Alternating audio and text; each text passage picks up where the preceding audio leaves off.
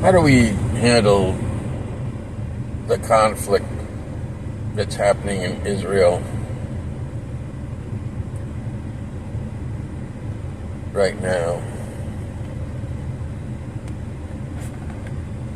Let's imagine yourself on a mountaintop with me. Nice grass, flowers around, few beautiful animals, birds, squirrels, bunnies, a deer or two in the background. Sort of an oasis away from the barren land. This is at a plateau on the top of the mountain. It's a blue sky with cumulus clouds. Everything is bright, beautiful. What we call beautiful. And down below there's sort of confusion. Specks of people going this way and that way. Crowds going this way. You can't really see people as individuals, just crowds. You see that there's noises and things and the commotion this way, that way. In one area you see inflammation. What is inflammation? Oh, fire maybe. Maybe smoke, fire, and screams. Call that inflammation. Chaos, disturbance. And there's several of those down there looking around.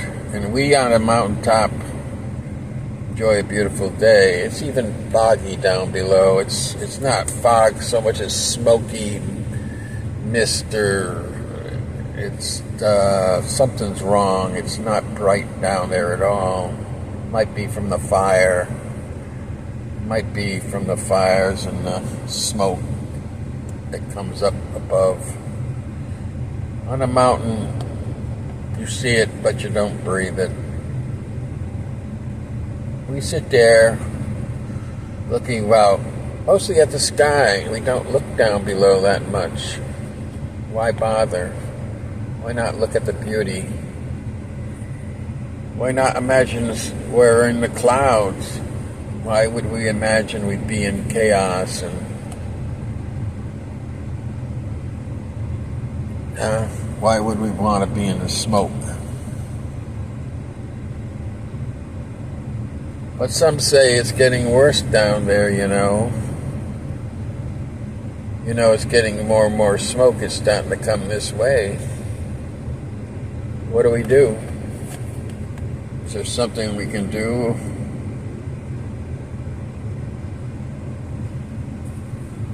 And this fire and smoke causes shadows. And there's a lot of shadows below. What are those people doing down there? They're all killing each other, causing chaos and disharmony, causing hurt and pain. Stress, anxiety. Lord knows what they're really doing down there to do that. I hate to tell you. I don't know if I can tell you without being censored. But it's not good. It's not a good thing, because goodness equates with beauty and truth and freedom.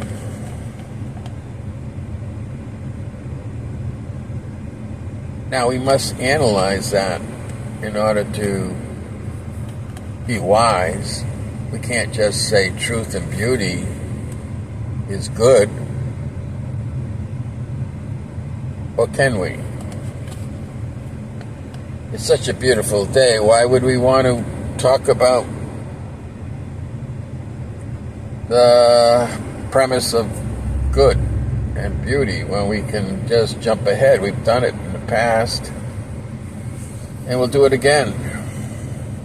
The fundamentals of philosophy, fundamentals of ethics. Do we need evil? Do we need bad? Do we need chaos? Do we need violence in order to be wise? Do we need them? Do we have to immerse ourselves in that in order to understand or to know beauty? Is there anybody on this mountaintop that can't appreciate the fact that this is beautiful? It's just as real as down below.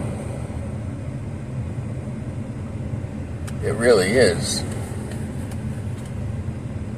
Everything is an imaginary bliss. Well, I don't think it's that simple. I think we have to go a little bit in it. I think we all want to go toward well-being. Again, we could spend time on that.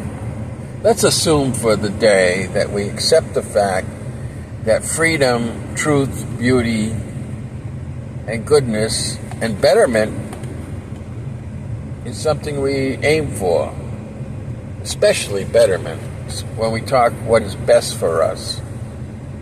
And what do we do that? So we act to do what is best for us and eventually for others. The reason we do it for others is because eventually it'll come back to us. You do unto others as they do unto you. That's one of the maxims that we might remember. And so it's not bad to do good to others because they'll improve and we'll have a community of people who will want betterment for all and share it. So let us assume then that not only do we want betterment for ourselves, but betterment for our children, our family, and our friends. And for all mankind, or humankind.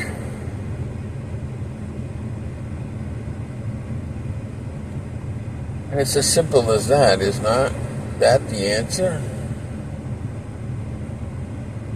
If we want betterment for all, and yourself,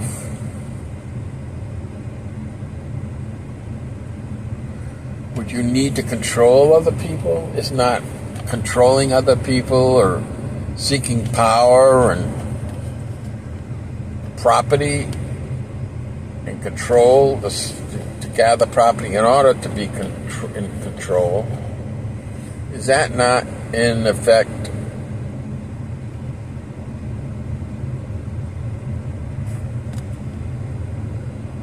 not better for all? Would it not put a halt to freedom? If you have a benevolent community and you're benevolent yourself, would you not share then that benevolence to each other? Will it not grow just as two people would grow if they love each other in that sense? That they would excel rather than keep each other down, soar into the clouds together?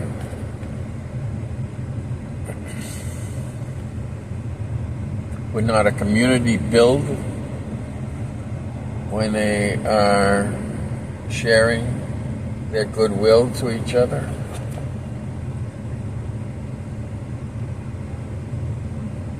What if we all get on each other's shoulders in order to get to that cloud? So once we get to the cloud, we can all sit around and philosophize and have the luxury to do that. For is not that white cloud above a symbol of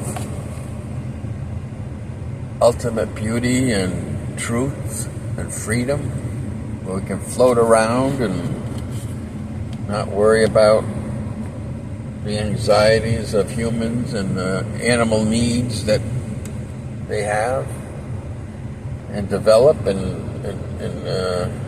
worry about?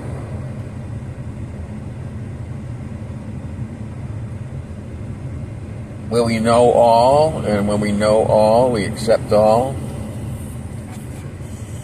and we take what is good out of that knowledge and apply it to our betterment,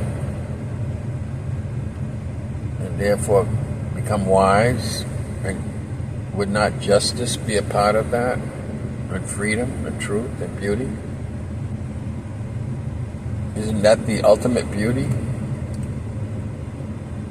To be able to grow and improve together as one. As we came from one, would we not want to grow as one?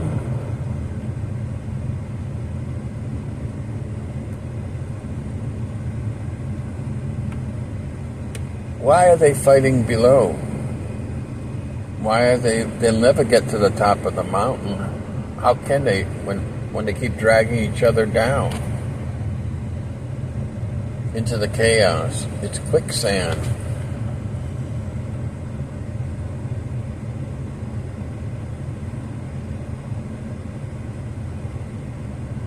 How are we going to get? They are going to get to this mountaintop the same way as we're going to get to the cloud, by building on each other, one on each other, to be able to reach great heights. Great heights. To gain great heights is to build on each other, support each other, lift each other. Cooperation, community, through contentment and satisfaction. Holding hands.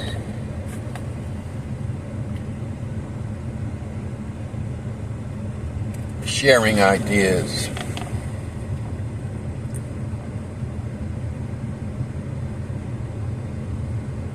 Therefore, it simply explains all the chaos in the world and why the shadows on the wall that they hunt for and they gather up and they scrounge for, aren't these shadows non-truths of the real? They can't see the mountaintop. They don't understand we're sitting up here enjoying ourselves. There's too much smoke, too many shadows. They've been blinded. Is not freedom a part of being unblind, be able to see? Is not that truth too? Not justice a part of seeing what is real, what is just? Understanding what is true and what is not, what is right and what is not wrong, what is right and what is wrong, what is right and what is better than that.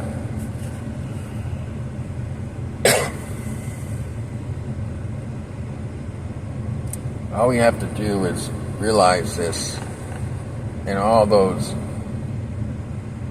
angsts and things will disappear. Energy should be find people to get to the mountaintop.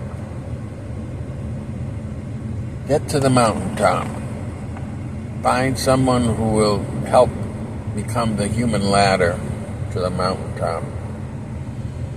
I suppose that's a good way to seek things. Seek people, surround yourself with people who want to grow and truly find freedom. Find the mountaintop. Get to the mountaintop to enjoy the ideas spread enjoy the birds, the singing, the harmony of the situation, the clear air, the blue skies, the clouds above to wish on. Life can be simple. You just have to have a few rules that you've learned. And that learning is to cooperate with the laws of nature. And one of the principles is to find like people, to have a community of like-thinking people in order to grow, to support you. Get out of the situation if you can where there's negativity and chaos and violence. Move out. Get away from it if you can. Walk away. Shut your eyes to it. Shut your mind to it. But leave. If you can't, well, let them take your life if they have to, but there's really no reason why you have to cooperate with it.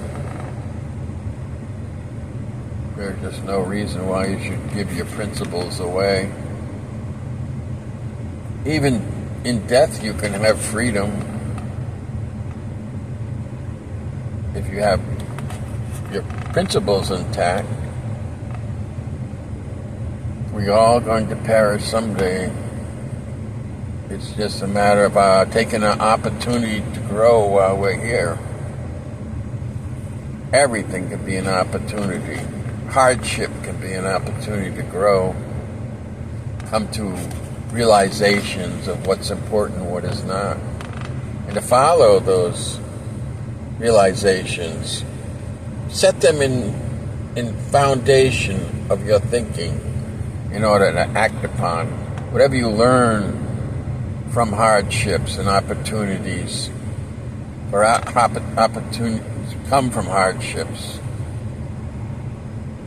and set them in your mind as principles of codes that you learned from the situations, and test those codes and test those principles and then make them stronger. So in further hardships you won't bend, you will keep your principles intact so that you remain steadfast in your principles, where once you become at the top of the mountain again, you'll already have those principles. You don't have to relearn them again.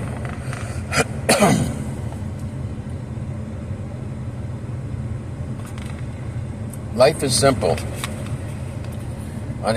Understanding what is important and what is not. What is hard is perhaps accepting that we have a certain amount of time to take advantage of those opportunities. There's no waiting. Slothfulness is not good. Every moment is a chance to grow. Take that opportunity now. Don't wait until later. Don't say, I'll be a good person later on, or I'll be better later on. Start today if you can. As soon as you stop that first step toward freedom, tomorrow you can look back and say, wow, look at me, I am better today. And there is your reward right there. That's one of the rewards. By looking back occasionally and see how much you've grown. Every inch by inch, step by step, drop by drop, builds castles and builds pyramids and builds principles of foundations of freedom and light.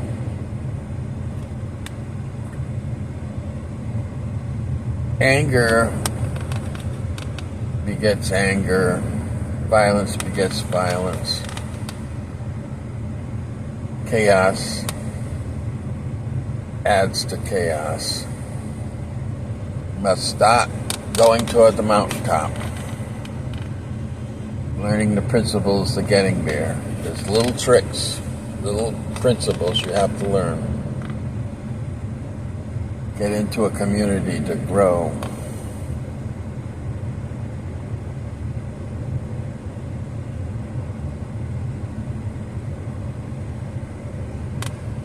And improve.